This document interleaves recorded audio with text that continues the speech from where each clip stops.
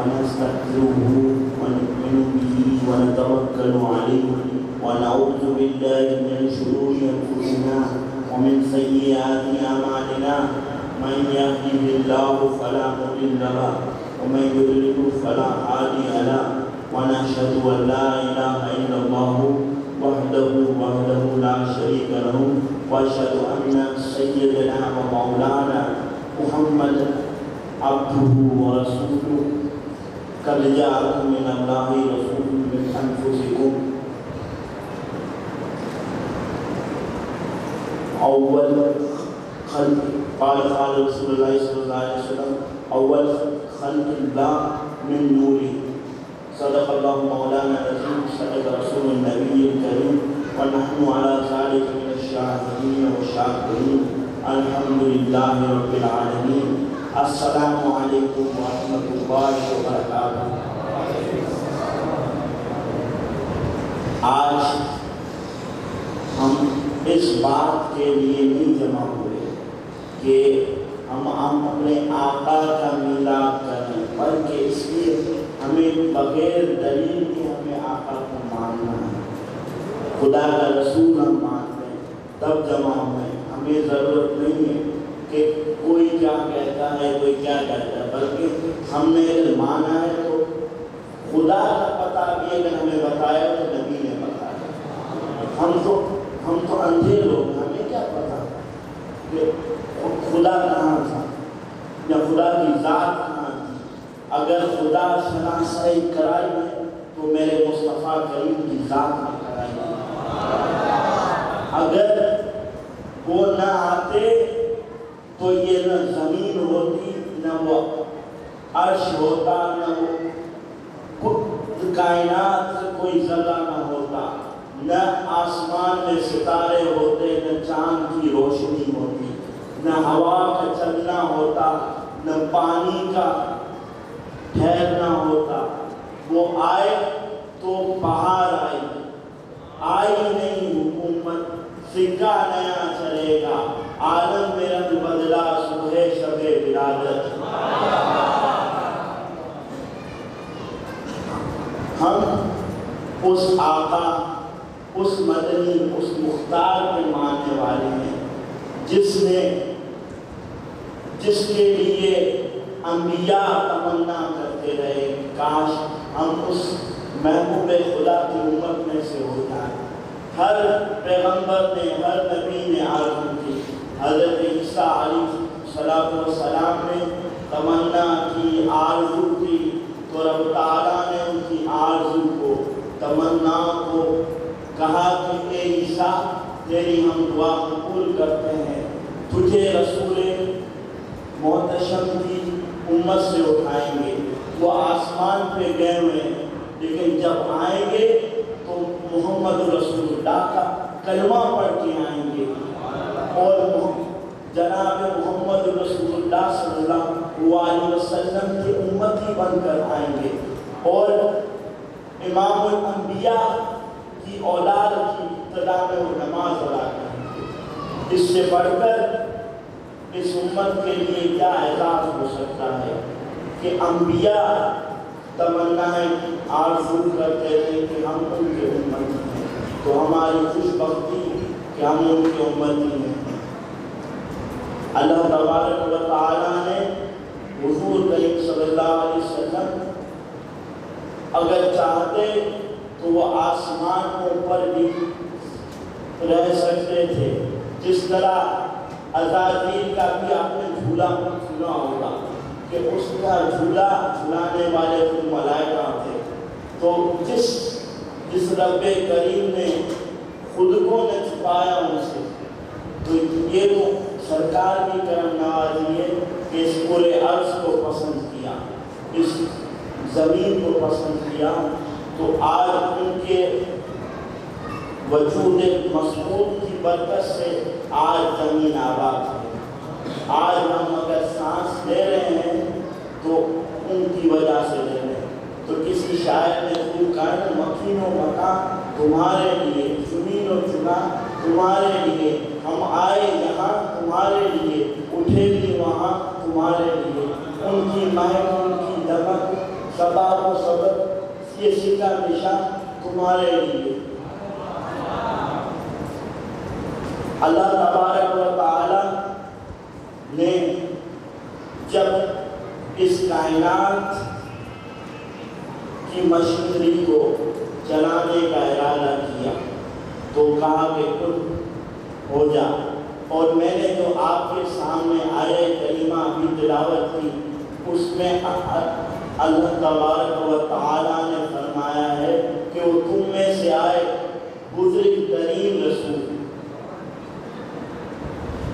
ایک جو ہوتا ہے رسول، قرآن میں آتا ہے تلک رسول فضلنا بعضکم، ہر رسول پر فضیلت ہے، پر ہمارے نبی اکرم محتشم کو سب پر فضیلت ہے، سب سے اولا و اعلیٰ ہمارا نبی، اپنے مولا کا پیارا ہمارا نبی، دونوں عالم کا دھولا ہمارا نبی، خلق سے اولیاء، اولیاء سے رسول، اور رسولوں کا آقا ہمارا نبی۔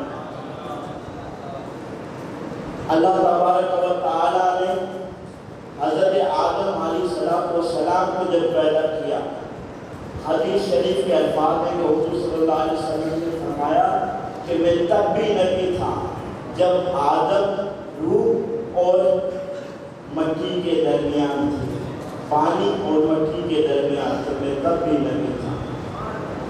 حضرت جبریل امین علیہ السلام سے پوچھا کہ اے نبی پاک صلی اللہ علیہ وسلم نے، اے بتا جبریل تیری عمر کتنی ہے؟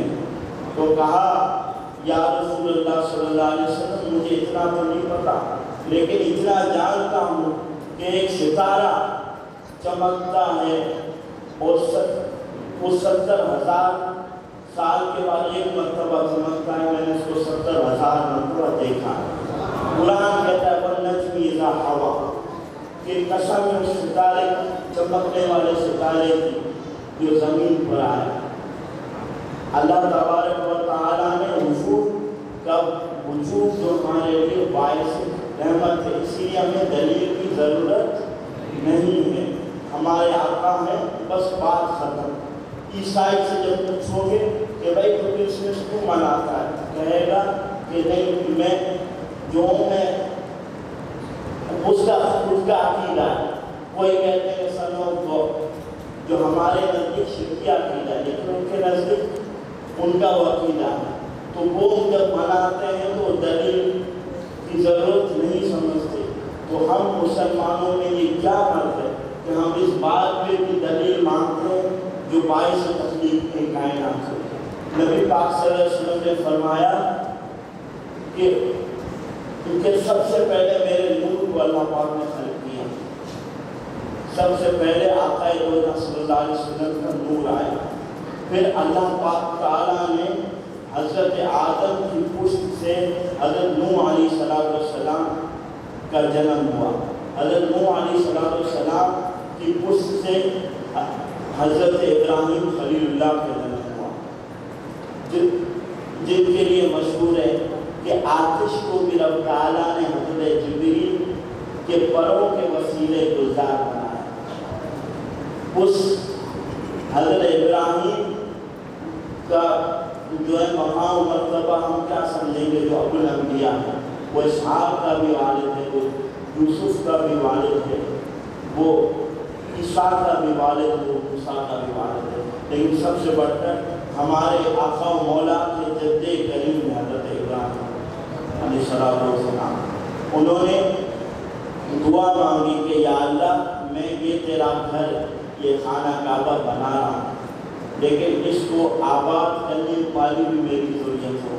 ہم سب پڑھتے ہیں رب اجعلنی مقیم الصلاۃ ومن ذریتی ربنا وتقبل دعاء ربنا اغفر لی ولوالدی وللمؤمنین یوم یقوم الحساب۔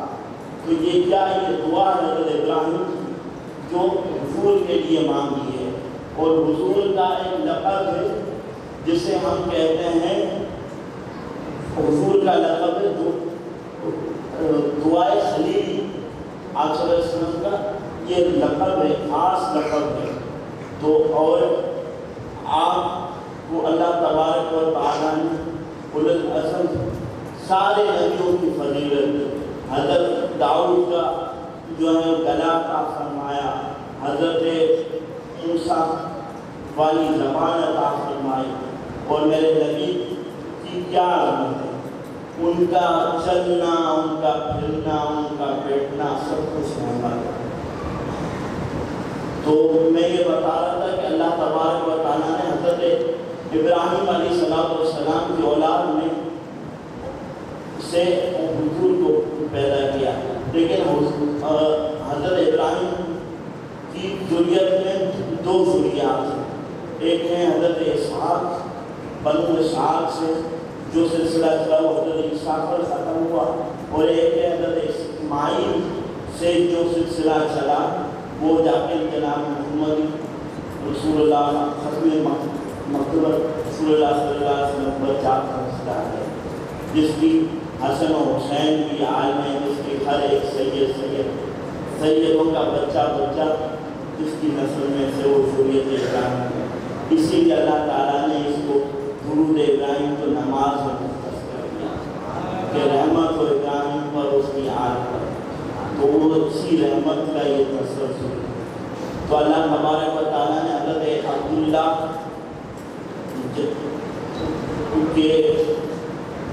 کی اولاد میں سے حضور صلی اللہ علیہ وسلم کو پیدا کیا گیا۔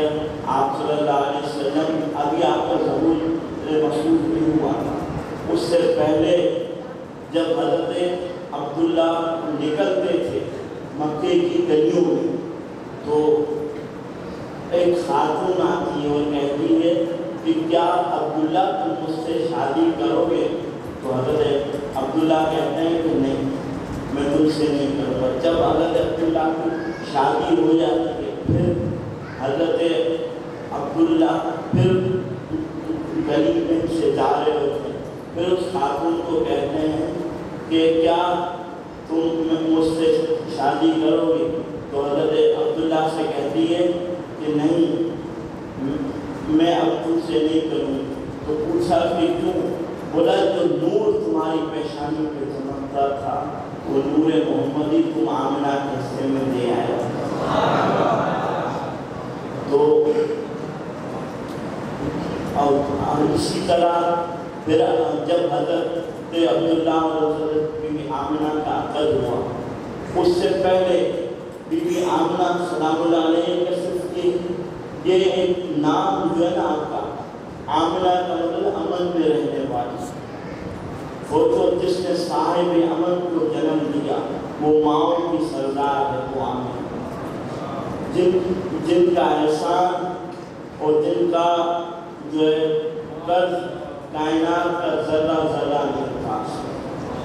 تو جب آپ چھوٹی تھی تو آپ کے قبیلے میں قبیلے زورہ میں ایک کاہنہ آئی اور آپ کا ہاتھ دیکھا اور ہاتھ دیکھ کر کہتی ہے کہ یا تم نبیہ بنو گی یا نبی کو جنم دو گی۔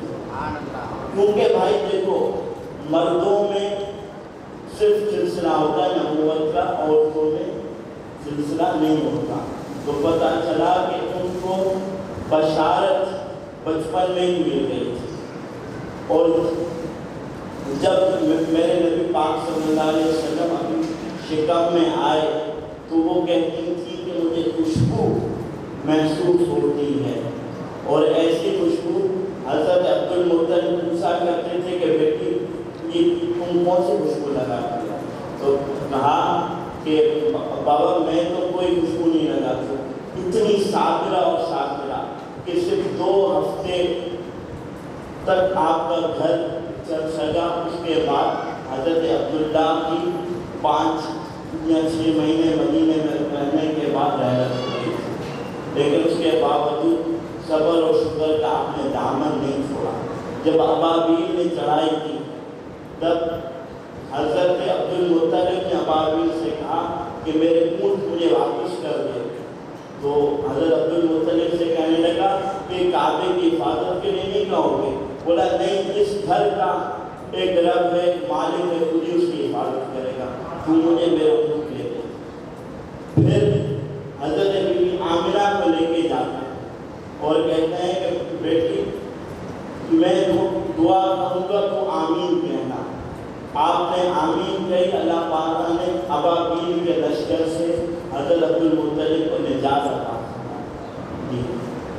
تو اس بابرکت خاندان میں میرے نبی کا ظہور ہوا, اور جس جگہ پر میرے نبی کی ولادت باسعادت ہوئی تھی اس جگہ پر آج لائبریری ہے. کیونکہ پہلے زمانے میں یہ جو گھر تھا یہ بہت بڑا گھر تھا, اس پر آپ صلی اللہ علیہ وسلم رہا کرتے تھے, آپ کا پورا کنبہ اور قبیلہ رہا کرتا تھا. لیکن جب حضور کی ہجرت ہوئی تو ہجرت کے بعد آپ نے اپنے کزن حضرت عقیل بن ابی طالب کو دیا. انہوں نے پھر بنی امیہ کے دور میں حجاج بن یوسف کو یہ جو ہے وہ بیچ دیا 1 لاکھ دینار. پھر عباسی دور آیا, اس جگہ پر جو ہے مسجد تعمیر کی گئی, اور مسجد بننے کے بعد 1950 تک بھی مسجد قائم تھی. پھر اب دوبارہ ادھر لائبریری ہے. ایک شخص نے تو یہاں تک بتایا کہ اس کے پیچھے ایک قبر موجود ہے. اب نہ جانے, خدا جانے کہ وہ کس کی قبر ہے, وہ اللہ اس کا رسول بہتر جانتے. تو اس جگہ کا آج بھی, اور وہ جو لائبریری ہے وہ حج وقت جو ہے اس کو یہ خود آن کرتا ہے. تو جب حضرت حضور صلی اللہ علیہ وسلم پیدا ہوئے بی بی آمنہ کے یہاں پر, تو عرب کا رواج تھا کہ بچوں کو دائی کے حوالے کر دیا جاتا تھا. 2 سال آپ تقریباً آپ کی جب عمر ہوئی تو بھی صحیح حدیث میں آتا ہے کہ اماں حلیمہ نے کہا کہ میں نے جب چاہا کہ میں نبی پاک صلی اللہ علیہ وسلم کو اٹھاؤں تو آپ صلی اللہ علیہ وسلم سو رہے تھے, تو میں نے سینے پہ ہاتھ رکھا تو مسکرانے لگے. جیسے مسکرانے لگے میں نے ایسے گود میں لے لیا, اور حضرت عبد المطلب نے آپ کی کفالت کا ذمہ دیا کہ آپ کفالت میرے پوتے کی ہے. تو پھر وہ اپنے قبیلے بنو سعد میں لے کے جاتی ہیں. وہ ابھی تک موجود تھا, وہ جو جگہ تھی جہاں پہ آپ سے کھیلا کرتے تھے اور جن پتھروں پہ آپ سے کھیلا کرتے تھے وہ اب تک موجود تھے. لیکن سعودی گورنمنٹ نے اس کو بھی منظم کر دیا, اور دلیل میں یہ کہا کہ یہاں پہ بنو سعد نے شرک کیا کرتے تھے. نعوذ باللہ من ذالک. اب تب کیا کرتے تھے نا, ایک مثال ہے, حضور کی آمد سے پہلے کیا کرتے تھے نا. اس کے بعد تو میرے نبی رحمت صلی اللہ علیہ وسلم وہاں پر جلوہ گر ہوئے, تشریف فرما ہوئے. تو کہنے کا مقصد یہ کہ وہاں پہ لوگ برکت کے لیے جاتے تھے, نوافل ادا کرتے تھے, نفل پڑھتے تھے. اس جگہ کو منظم سعودی گورنمنٹ نے کر دیا. ویڈیو ابھی تک یوٹیوب پر اپلوڈ ہے, کوئی کسی کو دیکھنی ہو تو وہاں سے وہ زیارت کر سکتا ہے, دیکھ سکتا ہے. حلیمہ فرماتی ہیں کہ جب میں نبی رحمت صلی اللہ علیہ وسلم کو لے کر گئی اپنے گھر پر, تو بنی سعد کا کوئی بھی گھر ایسا نہ تھا جس میں خوشبو نہ آتی. ایسی خوشبو کہ پورے قبیلے میں مہکتے, اور جس کا نعم البدل کوئی خوشبو دے نہیں سکتی تھی, ویسی خوشبو وہ معطر خوشبو تھی. پھر اس کے بعد جب 4 سال کی آپ کی عمر ہوئی تو آپ کی والدہ نے آپ کو سنبھالا. پھر 6 سال یا 7 سال کی عمر, 6 سال کی عمر ہوئی تو آپ کی والدہ مائدہ کا وصال ہو گیا.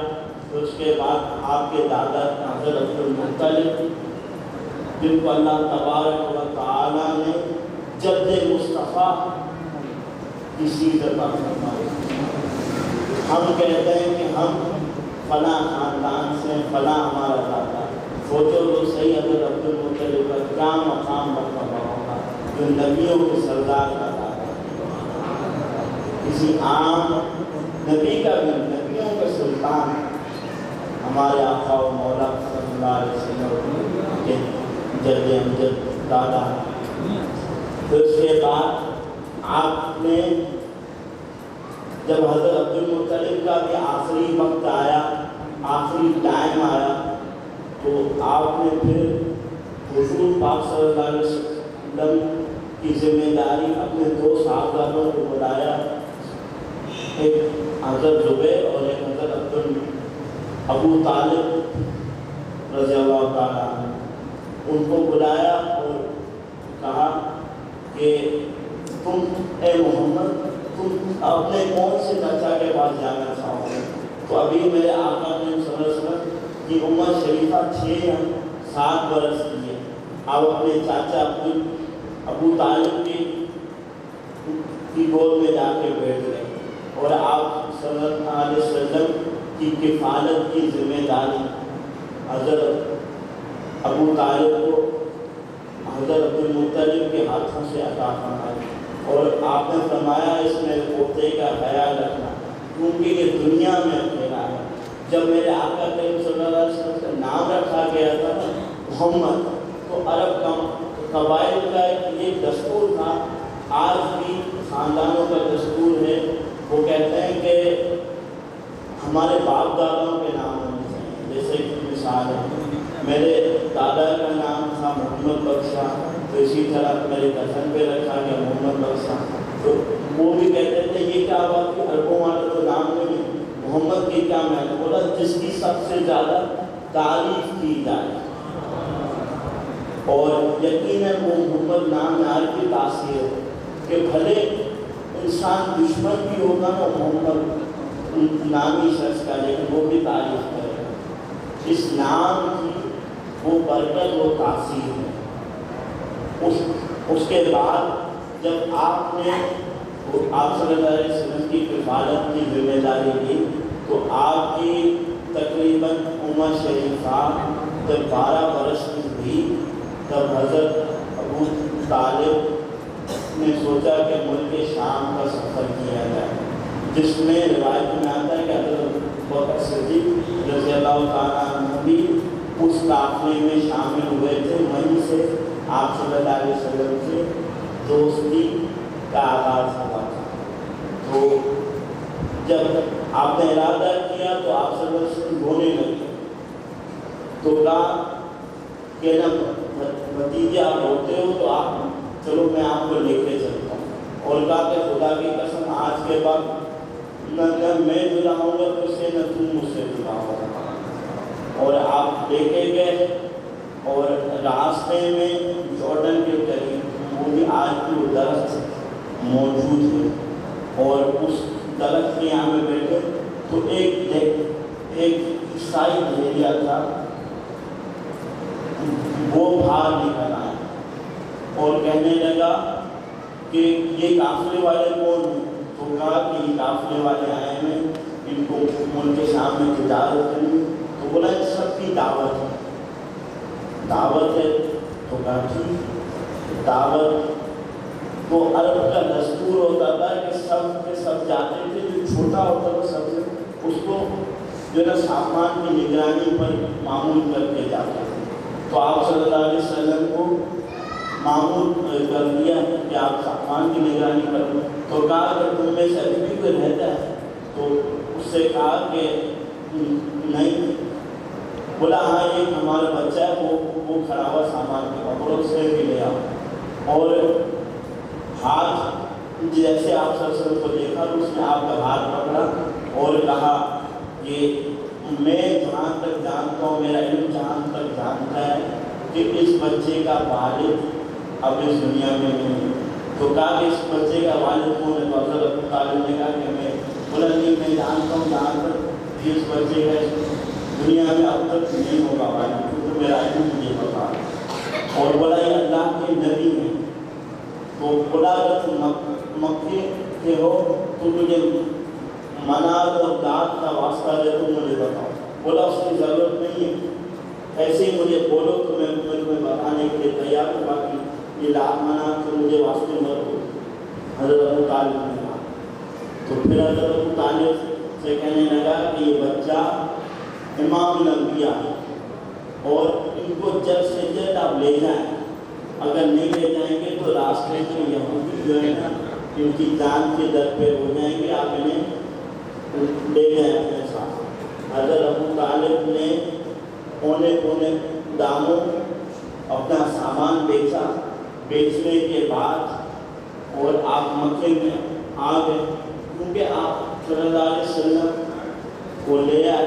نہ آپ صلی اللہ علیہ وسلم کی وجہ سے آپ مکے سے باہر جا سکتے تھے, نہ ہی جو ہے تجارت کر سکتے تھے. تو پھر آپ نے اپنے بھائی سے تقریباً 10,000 دینار کا قرضہ لیا حضرت عباس سے. تو پھر ضرورت پڑی تو آپ نے پھر جو ہے 4 سے 5 14 سے 15 ہزار کا پھر لے لیا. کہا کہ اگر آپ بھائی یہ اگر میں سے قرضہ جو ہے نا نہ لے پائے تو آپ کی تولیت جو آپ کی مکہ معظمہ کی ہے وہ آپ مجھے دے دیں.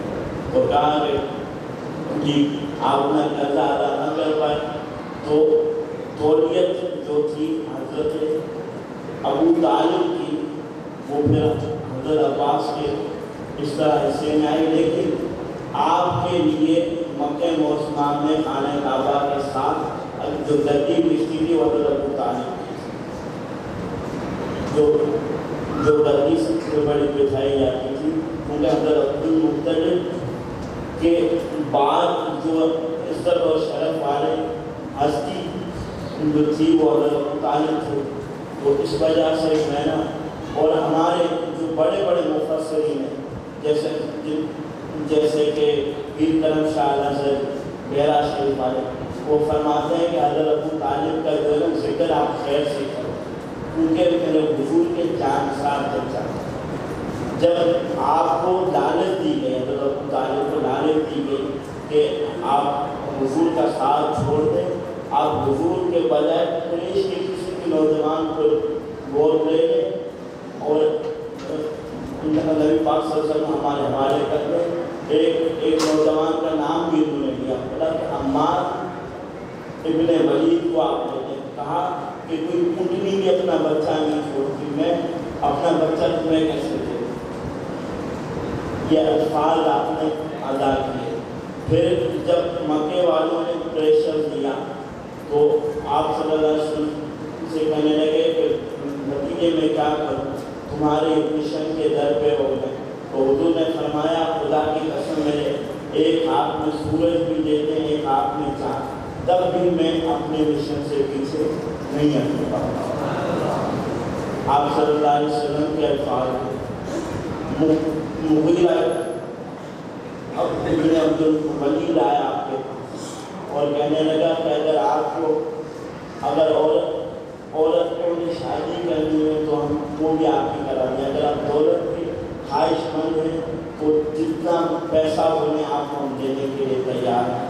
اگر آپ بادشاہ بننا چاہتے ہیں تو ہم سارے قبائل مل کے آپ کو اپنا بادشاہ تسلیم کر دیں گے.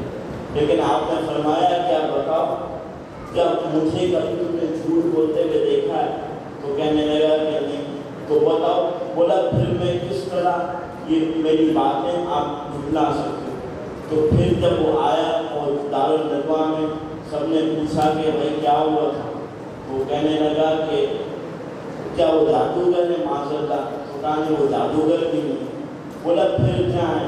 بولا یہ سمجھ لو جو پچھلے ابھی آئے تھے یا اس جادو کا اثر ہے, وہ یہ الفاظ کے تھے اثر. اسی وجہ سے قرآن کی اس کی مذمت میں آیا.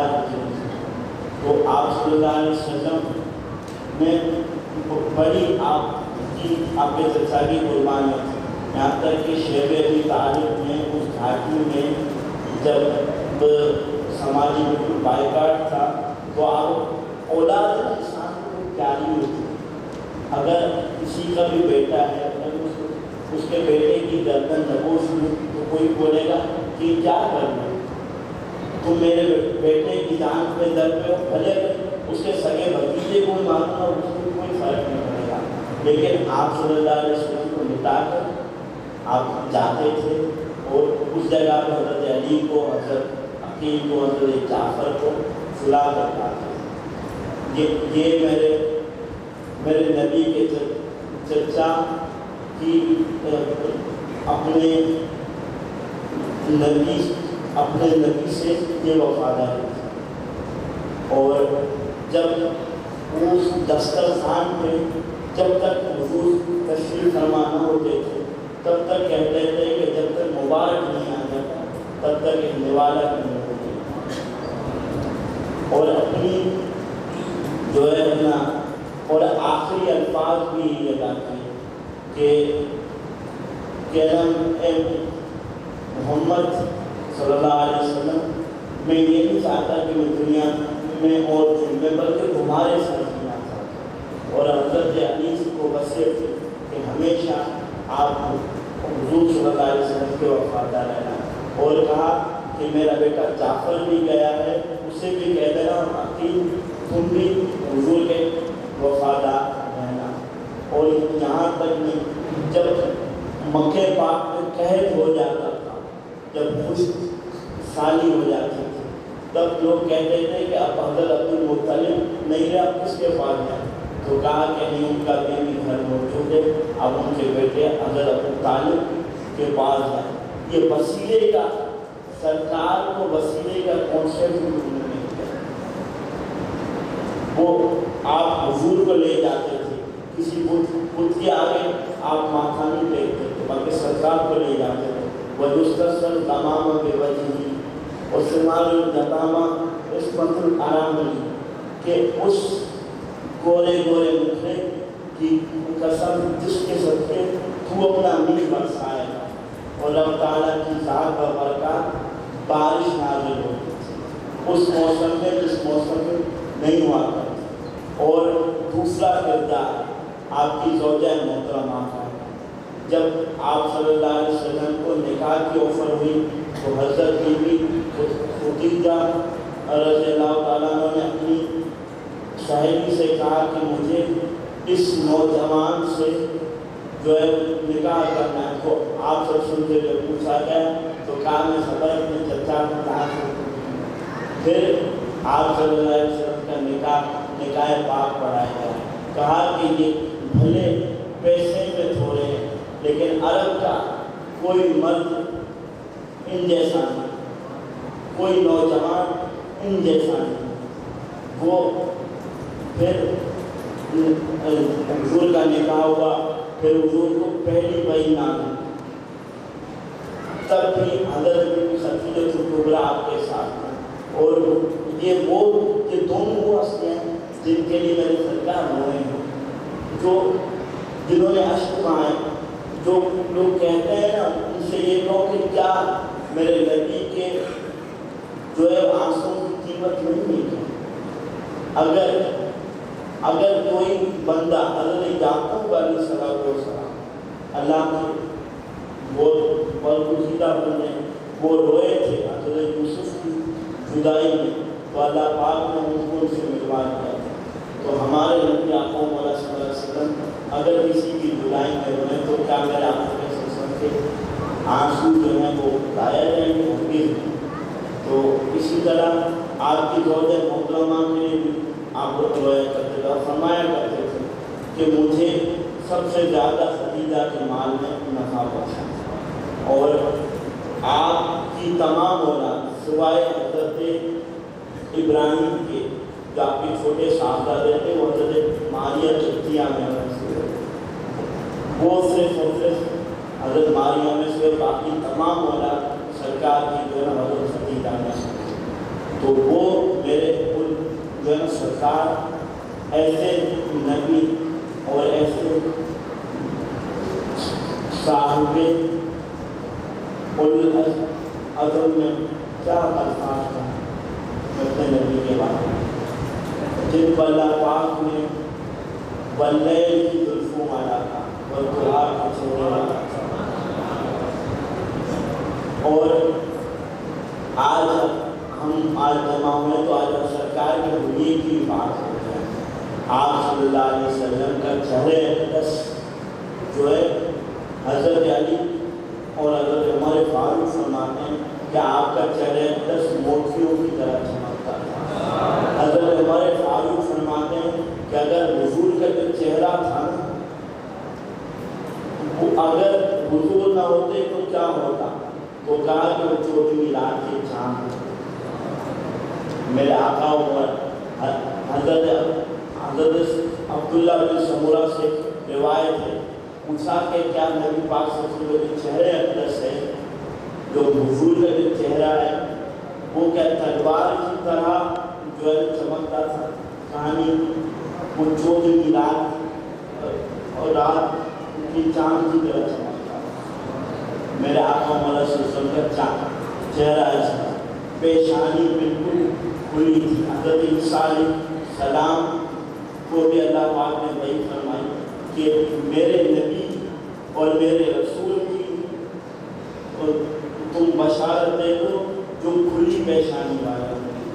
اور حضرت عائشہ فرماتی ہیں کہ ایک دفعہ حضور صلی اللہ علیہ وسلم اپنی نالیں زمین پر مار رہے تھے، میں نے دیکھا کہ آپ کی پیشانی مبارک سے اتنا نور ٹوٹا کہ میں سجدہ رہ گئے۔ تو حضور نے جب مجھے دیکھا تو تبسم فرمایا اور کہا کہ عائشہ کیا ہو، تمہیں کیا ہو؟ کہا کہ حضور آپ پیشانی مبارک سے نور ٹوٹا ہے۔ میرے آقا صلی اللہ علیہ وسلم کی پیشانی ایسی چمکتی۔ حضرت انس بن مالک فرماتے ہیں کہ جب حضور کی مجلس میں بیٹھا کرتے تھے چراغ کی طرح آپ کی پیشانی چمکتی تھی اور آپ کی جو آئیبرو تھے وہ اس طرح تھے کہ بالکل گھنے تھے لیکن الگ الگ تھے، لیکن غور سے بیچ میں جو لکیر تھی اور جہاں پر پیشانی پر ایک نس تھی جو جلال کے اٹھایا ہوا تھا۔ جب حضور صلی اللہ علیہ وسلم جلال فرماتے تھے تب وہ ظاہر ہوا تھا۔ اور آپ صلی اللہ علیہ وسلم کا چہرہ اقدس بالکل جو ہے سلفی مائل تھا، جیسے ایک سفیدی ہوتی چھپتی آنکھ ہوتا ہے، لیکن میرے آقا صلی اللہ علیہ وسلم گلاب سے بھی زیادہ جو ہے نا اپنا سلفی مائل میرے آقا کا چہرہ اقدس تھا۔ اور آپ صلی اللہ علیہ وسلم کی جو آنکھیں تھیں ان میں کالی آنکھیں تھیں لیکن لال ڈورے تھے، جو یہ ڈورے تھے وہ لال تھے۔ اور یہ آقا صلی اللہ علیہ وسلم کی سلفی مائل میرے آقا صلی اللہ علیہ وسلم کی آنکھوں میں پلکیں جو تھی دراز، پلکیں جو تھی دراز، اور آپ کی جو گردن تھی وہ سرائی کی طرح تھی۔ لکھنے والے نے لکھا ہے کہ چاندی کی طرح آپ کی گردن تھی لیکن سمجھو سونے کی آمیزش اس میں کی گئی، پیغام کاری کی گئی۔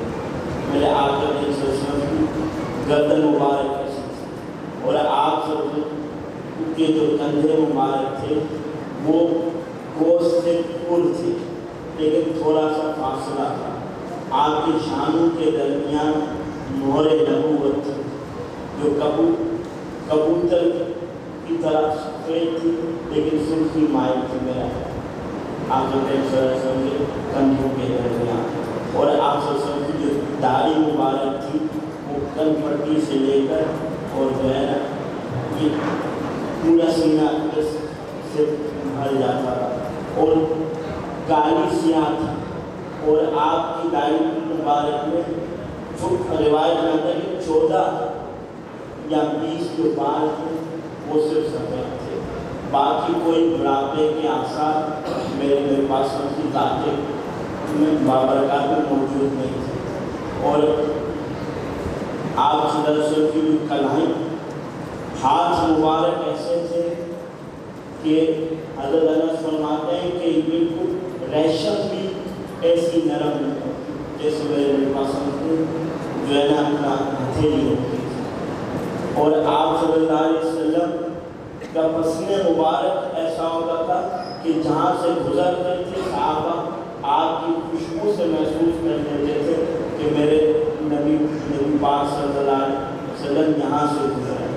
ایک دفعہ حضرت انس فرماتے ہیں کہ ہمارے گھر پر آپ صلی اللہ علیہ وسلم قیلولہ فرما رہے تھے، تو آپ کی والدہ سے ام سلیم سے پوچھتے ہیں کہ ام سلیم تم کیا کر رہے ہو؟ کہا کہ یا رسول اللہ آپ کا پسینہ مبارک جمع کر رہی ہوں، تو آپ مسکرانے لگے اور کہا کہ اس کو خوشبو، اسے میں خوشبو بناؤں گی۔ پھر اور ایک دفعہ ایک سائل آیا اور کہنے لگا کہ یا رسول اللہ میری بیٹی کی شادی ہے، تو آپ صلی اللہ علیہ وسلم نے کہا کہ کرنا، لیکن اپنے ساتھ ایک شیشی لے کے آنا اور ایک کانی وہ لے کر۔ آپ نے اپنا پسینہ مبارک جمع کیا اور اسے دے دیا، اور وہ لے کے کہ اس کی بیٹی جب بھی لگاتی تھی تو وہ پورا محلہ مہک جاتا تھا، وہ گھر خوشبو والا گھر مشہور ہو گیا۔ میرے آقا صلی اللہ علیہ وسلم کی پسینہ مبارک کی یہ برکات ہے۔ آپ سوچو یہ پانی ہمیں پاک کرتا ہے، لیکن میرے نبی کی وہ ذات ہے جو سیدنا طیب ہے، سیدنا طاہر ہے، وہ پانی کی کیا مدد کہ میرے سرکار کو پاک ہے، بلکہ وہ بابرکت پانی جس کے لیے صحابہ جھگڑ پڑتے تھے، ایسا محسوس ہوتا تھا کہ ابھی یہ جو ہے جنگ کے در پہ ہو جائیں گے۔ میرے آنکھ ایک ایک قطرہ جو ہے نا آقا کریم صلی اللہ علیہ وسلم کا اپنے آنکھوں کو ملتے تھے۔ بعض صحابہ کرام آقا کا ہاتھ مبارک لے کر اپنے چہروں پہ ملا کرتے تھے، اور ایک صحابی لوگ فرماتے ہیں کہ آج اس ہاتھ کی برکت کی ٹھنڈک میں اپنے کلیجے میں محسوس کرتا ہوں۔ اور ایک صحابی کو آپ نے دست شفقت پھیرا، اس صحابی نے کہا کہ جتنا آقا کریم صلی اللہ علیہ وسلم نے دست شفقت پھیرا تھا اس جگہ پر کبھی بھی سفید بال نہیں آیا، سفیدی نہیں ہے۔ ان کی عمر تقریباً 95 سال ہو گئی، لیکن سفیدی نہیں ہے۔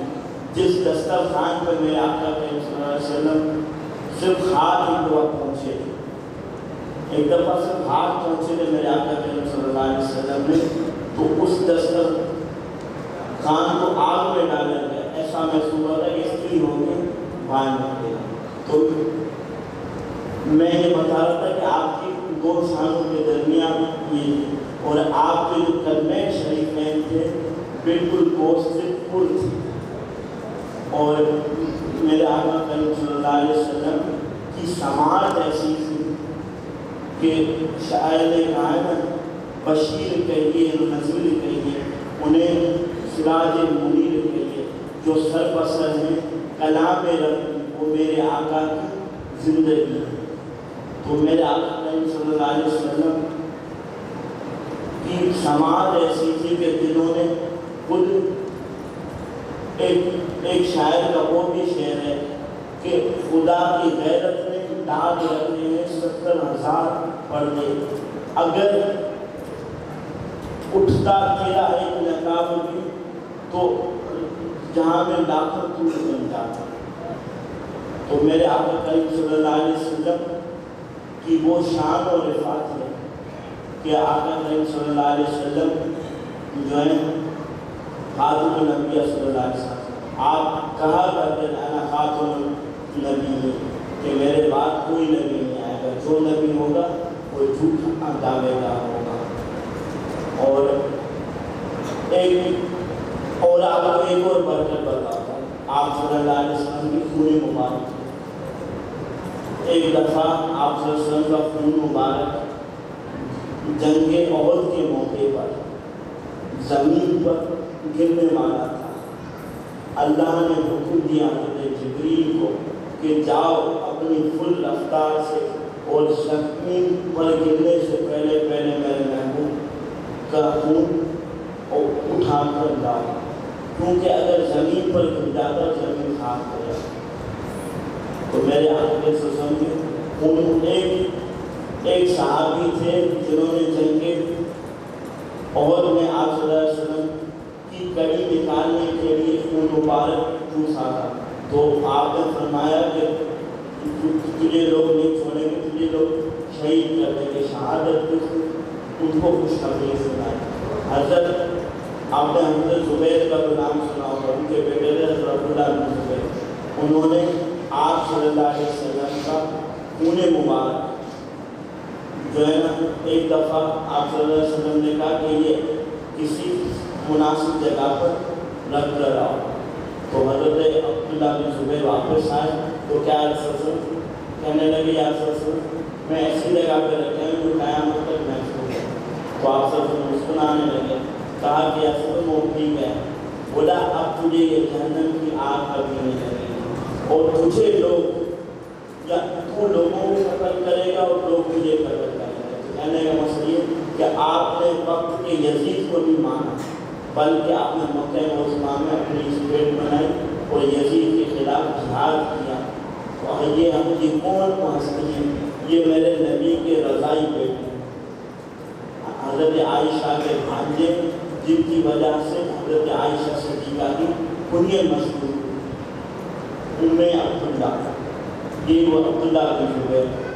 حضرت اسماء بنت ابی بکر سے کہنے لگے وہ ظالم یزید کے کالندے کہنے لگے کہ نہ دیکھا ہم نے اس کی دنیا تباہ کر دی. تو بولا تم نے اس کی دنیا تباہ کی اس نے تمہاری آخرت خراب کر دی. تو ہم آج آقا کریم صلی اللہ علیہ وسلم کی آقا کریم صلی اللہ علیہ وسلم کی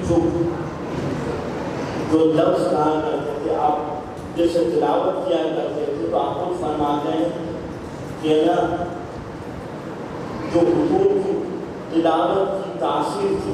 ایک دفعہ حضرت ابو طفیل سے کہا کہ اس کے قریب جاؤ یہ جادو کریں. بولا جب دکھنے میں ایسا سونا ہے وہ کیسے جادو کرتے ہیں؟ آپ گئے آپ نے کہ کلام کیا تو حضور کا کلام پسند آیا. پھر آپ نے دین اسلام کی دعوت دی اور دعوت دینے کے بعد انہوں نے کہا کہ مجھے آپ کلمہ پڑھائیں تو یہ میرے نبی پاک صلی اللہ علیہ وسلم کا معجزہ. سماج ایسی کہ پتھر بھی آپ سے گفتگو کرتے تھے, درخت بھی کہتے تھے کہ ایسے آپ نے پھر ٹیک لگائیں آرام سے. میرے نبی پاک صلی اللہ علیہ وسلم کی کیا تھا معجزہ تھا. اور آخر میں آپ صلی اللہ علیہ وسلم کی جو نظر مبارک ہوتی تھی آپ نے فرمایا حضرت عبداللہ بن عباس رضی اللہ تعالیٰ عنہ سے مروی ہے. آپ فرماتے ہیں کہ جس طرح دن کے اجالے میں میرے نبی پاک صلی اللہ علیہ وسلم دیکھا کرتے اسی طرح رات کی تاریخ میں بھی دیکھا کرتے تھے. اور حضور صلی اللہ علیہ وسلم فرمایا کرتے تھے کہ جس طرح آگے سے دیکھتا ہوں اسی طرح میں پیچھے سے دیکھتا ہوں.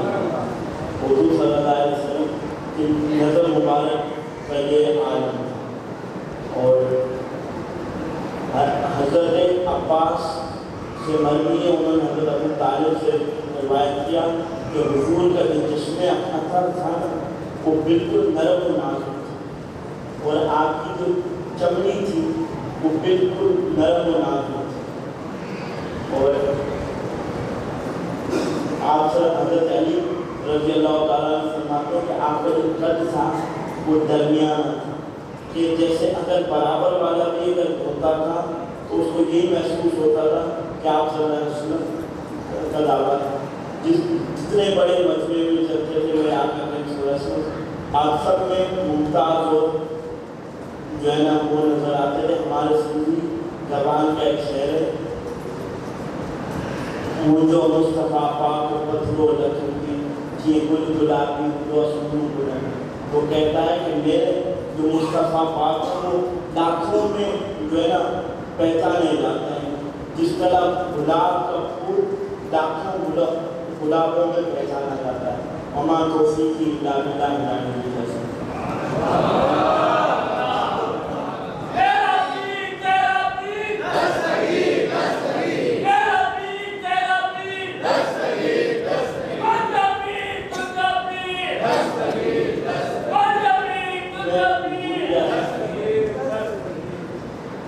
میں تھوڑا بھول گیا تھا تو دادا بھول کا بھی بیان کرنا ہے. اللہ تبارک و تعالیٰ قرآن مجید و فرقان حمید میں ارشاد فرماتا ہے کنتم خیر امۃ اخرجت للناس کہ تم میں سے بہترین امت وہ ہے جو اصلاح کے لیے پیدا کیے ہیں. تو یقیناً میرے دادا جان جو ہیں وہ عالم بعمل اصلاح کے لیے کیسے کہ جو نبیوں کا کام تھا اس امت کے ولیوں کی ذمہ داری تھی۔ اور حضور کی حدیث ہے، حضور نے فرمایا قال قال رسول اللہ صلی اللہ علیہ وسلم علماء امتی و بنی انبیاء بنی اسرائیل، کہ میرے امت کے علماء بنی اسرائیل کے نبیوں کی طرح عالم تھا کہ 3 یا 4 کلومیٹر دور تک لوگ جو ہیں وہ جاتے تھے، اور آپ کی صرف تلاوت سننے کے لیے لوگ جو ہے نا اس جامع مسجد آج بھی مسجد سے موجود ہے۔ ہم نہیں کہہ رہے، لوگ ان گواہی دیتے ہیں کہ وہ تلاوت جو آپ کے دادا بزرگ کیا کرتے تھے اس کی وجہ سے جو ہے نا ہمارے گاؤں میں ہمیں سنائی دیتی۔ اور ایک ہوتا ہے عابد، وہ اگر پوری رات عبادت کرتا رہے، پوری رات عبادت کرتا رہے، قیام اللیل پڑھتا رہے، تہجد پڑھتا رہے، لیکن اس کو اتنا ثواب نہیں ملتا جتنا ایک عالم خالی شاہ کی نماز پڑھی اور جا کے گھر پہ سو گیا، اس کا سونا بھی عبادت۔ لیکن قبلہ دادا جان کے کیا ہی کہنے کہ رات کے 2 بجے اٹھتے تھے اور اشراق کی نماز پڑھ کے گھر جاتے تھے۔ اور جب میرے پڑھ رہا تھا شیخ عبدالقادر شاہ جیلانی کو کوئی بچتا نہیں تھا دنیا میں، وہ آ نہیں پاتا تھا، تھوڑے دن ہوتا تھا دنیا سے چلے جاتا تھا۔ تو جب میرے دادا جان پیدا ہوئے تو آپ کا نام تو انہوں نے اپنے والد گرامی سے تو سخی بچہ شاہ جیلانی رکھا، لیکن آپ نے ہاتھ میں اٹھا کر فرمایا کہ یہ میرے محمد نے مجھے بخش کے دیا، اس لیے اس کا نام محمد بخش رکھا۔ تو آپ جو ہے نا محمد بخش کے نام سے مشہور ہوئے۔ آج آپ کا 50واں وقت ہے، اور آپ کی ابھی ابو میرے چھوٹے تھے، مطلب اپنے گھر پر لکھ دیا یہ میرا گھر۔ تو میرے دادا جان نے اس میں کہا کہ اللہ کرے گا کہ میرے علم کا بھی وارث بنے گا، میری کتابوں کا بھی وارث بنے گا۔ اور انہوں نے رب تعالیٰ سے ایک دعا مانگی تھی، یا اللہ مجھے ایک ساتھ ایک گھڑی اور ایک اچھی ساتھ ایک گھڑی اور اچھا دن عطا فرما۔ تو این فجر کا وقت تھا، پیر کا دن تھا، 12 ربیع الاول کی صبح صادق کا وقت تھا، سجدے کی حالت میں انتقال ہوا۔ اور میں نہیں تاریخ بتا رہا بلکہ ہمارے سندھ کے جو ہے اپنا کمیونسٹ کے نیشنلزم کے بانی جی ایم سید کی کتاب میں ہے جنم گزارے دن ساتھ، بلکہ زندگی جن کے ساتھ میں نے گزاری، اس کا مفہوم بتا دوں کتاب کے نام کا۔ اس میں لکھا ہوا ہے کہ سید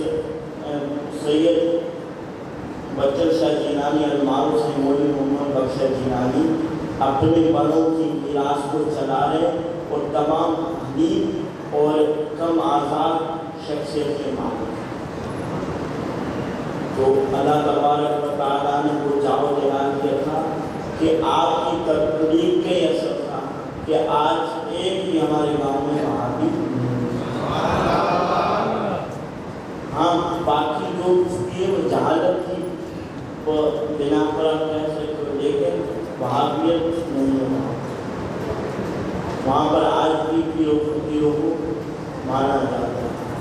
تو یہ اور آپ تہجد گزار تھے، عالم بعمل تھے، آپ کو کتابوں سے بڑا شغف حاصل تھا۔ آپ بامبے سے جو ہے نا بامبے کی لائبریری سے نا کتابیں منگواتے تھے، تقریباً اب کتابیں میں پڑھا کہ 2000 کے قریب آپ کی کتابیں، اور آپ نے اپنی محنت بہت کی، محنت سے آپ کو 1000 جو ہے اپنا ایکڑ زمین اپنی زوجہ کی طرف سے ان کو دہیج میں ملی، اور 1000 एकड़ ज़मीन अपनी अपनी मेहनत से आपने हासिल की और आपके यहाँ पे मवेशी बहुत थे और यहाँ तक के घोड़े भी बहुत थे। आपको भी कहते हैं कि मैं भी बहुत मैंने घोड़े सवारी बचपन में की है। तो अल्लाह तबारक व तआला ने हर एतबार से उनको अफजल व आला और ऐसा बनाया था। यहाँ तक कि आप ही से आपके जितने भी बरादरान थे वो सब साहिब तकवा थे। आपके जो छोटे भाई हैं साईं अहमद बख्शा साईं जलालुद्दीन शाह, उनके भी मतलब काफ़ी मुरीदी में वो भी अपना जो है सूफी शायर थे। और मेरे नाना जान साईं की मोहम्मद इमाम से गिलानी वो औलिया रिजाल गैर में से थे। उनका भी दिन जो है ना 7 रमज़ान मुबारक को आता है। जो कुछ कहा अल्लाह तबारक व तआला अपने फजल से अपने करम से अपनी बारगाह में कबूल फरमाए और आपको हमें वक्त अल्लाह पाक आपका ये वक्त आएगा ज़रूर मिल जाएगा। अल्लाह पाक आपकी इस मोहब्बत को कायम व दायम फरमाए। आप सबका शुक्रिया, आप सब आए, अल्लाह पाक आपको जज़ाए खैर अता